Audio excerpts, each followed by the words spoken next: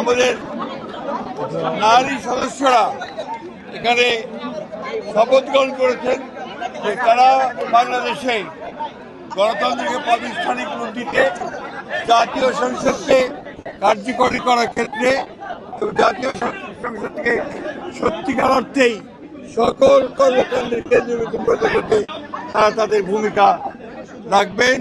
এবং আমরা দলের পক্ষ থেকে এবং আমাদের জাতীয় সংসদের চিফ হুইপ জনাব মনি সাহেবের পক্ষ থেকে আমরাও এখানে তাদের সঙ্গে এসেছি। একইভাবে তাদের এই শপথ এবং তাদের এই আজকে যে তারা এসছেন তাদেরকে আমরা সমর্থন করেছি। আমরা আশা করি যে তারা তাদের ভূমিকা যথাযথভাবে পালন করবেন। ধন্যবাদ। ইউরোপ, এশিয়া, আমেরিকা যেখানে যাই, বিশ্বের 145টি দেশে আজ ফ্রুটো পাই।